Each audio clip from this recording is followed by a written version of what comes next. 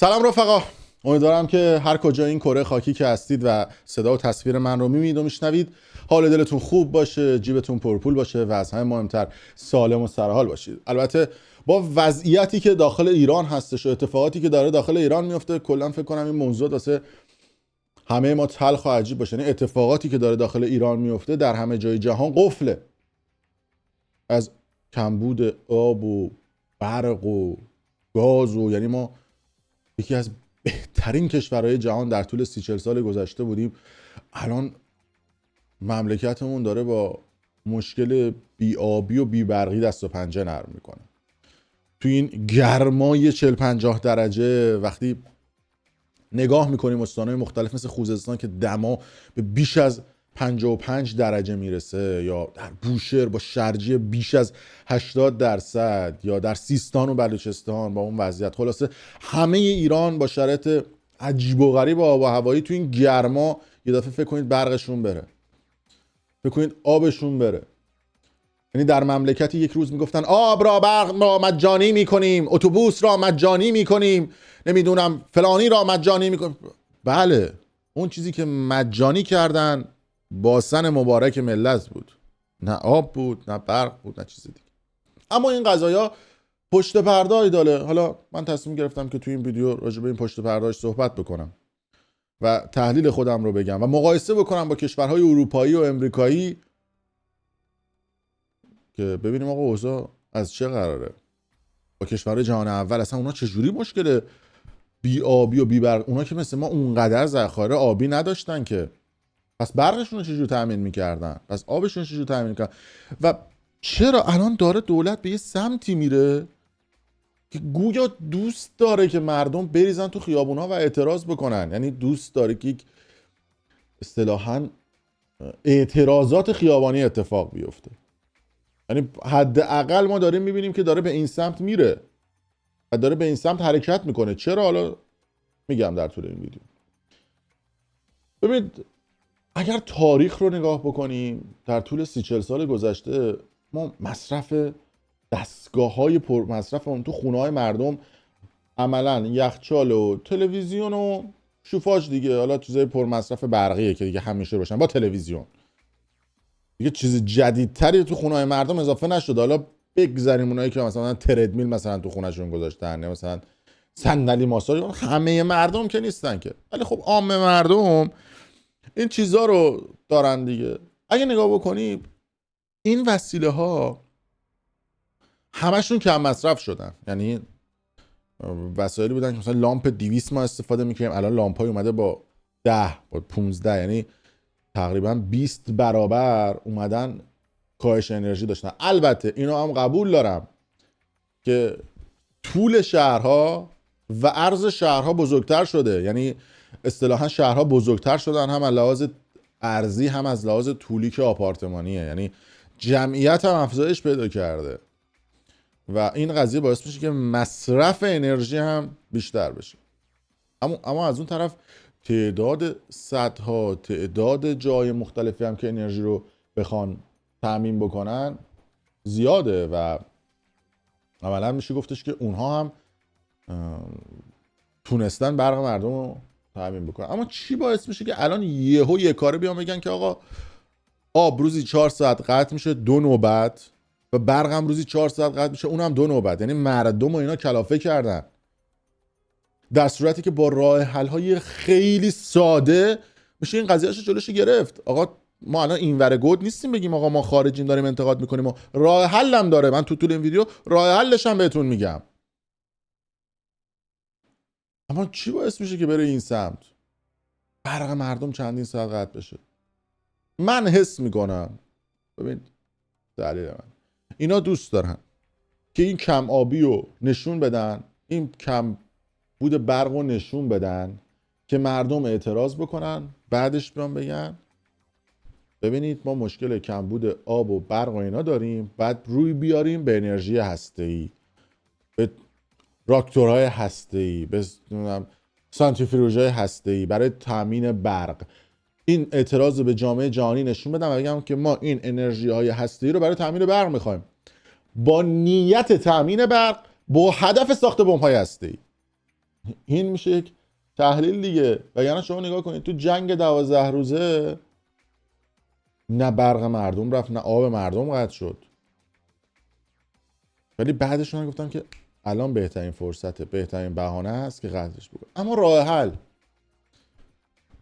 چرا تو اون مملکت نمیان و انرژی خورشیدی رو راه نمیندازن؟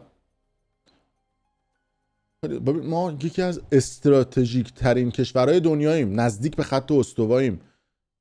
در آلمان، من دیشب داشتم برای یکی از دوستام توضیح میدادم، در آلمان 80% طول سال هوا ابریه. یعنی شما الان من دارم باشون صحبت می‌کنم بارون میاد پشتم معلوم نیست کارمان کی آخه. اما ایران 70-80% طول سال هوا آفتابیه، یعنی شما آفتاب بکر رو برای تولید انرژی دارید. حالا آلمان چیکار میکنه؟ آلمان میاد میگه که برو این دستگاه رو تو خونت نصب کن، بخر دستگاهشو، حالا یه عددیه، بعد باتری هم بذار ذخیره کن، برق خونت رو تامین کن، باتری تو هم بذار ذخیره کن به اندازه معادل برق خونت، حالا بیشتر و کمتر بر اساس تعداد باتری که شما دارید. اضافهش هرچی مون بده تو مدار به ما بفروش.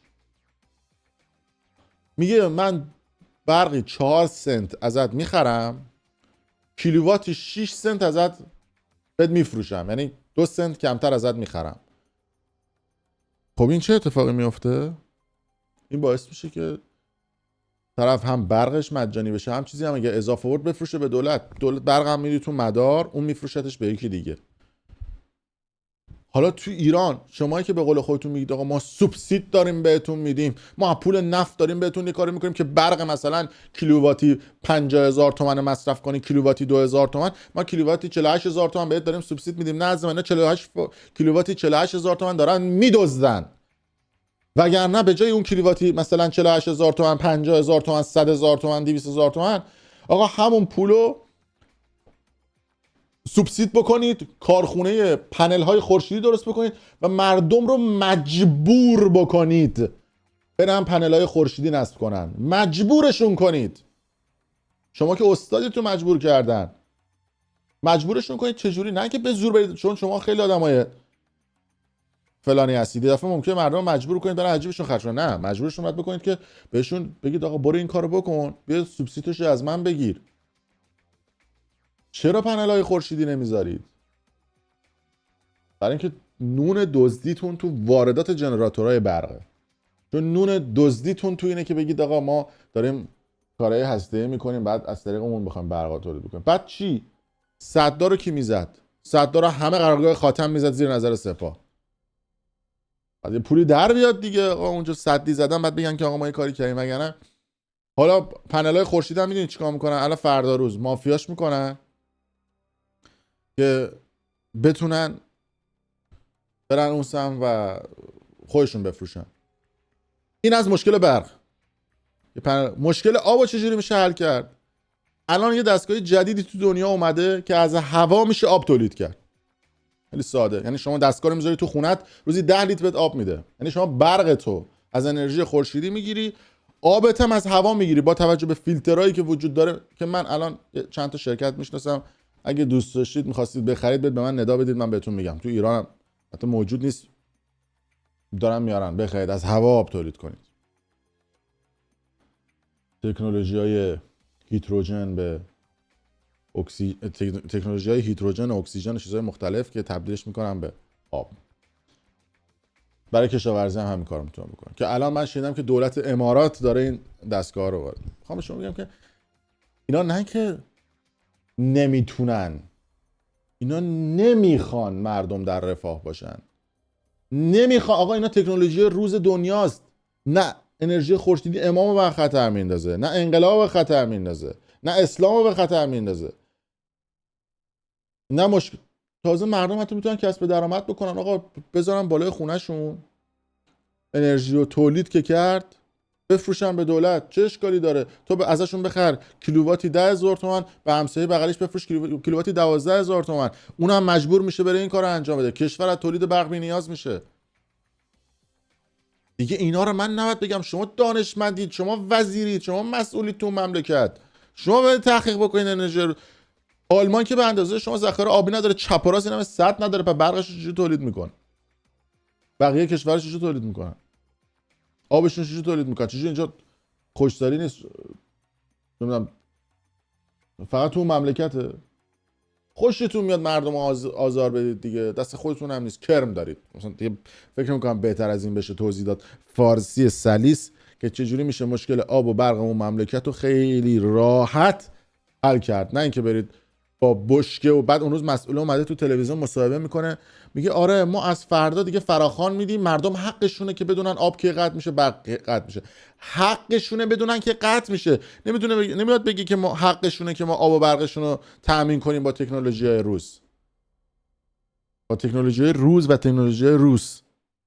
بله اینطوری هم بگیم بهتره، حداقل شاید یکم شاخکاتون کار بکنه میگه میشه این کارم انجام. خیلی ساده و 7-8 دقیقه براتون توضیح دادم. بحران اون مملکت رو تو 7-8 دقیقه میشه حل کرد. خیلی مختصر، بیشتر نمیخواد توضیح بدم. جزئیاتش رو نمیدونم چجوریه، خودتون برید تحقیق کنید.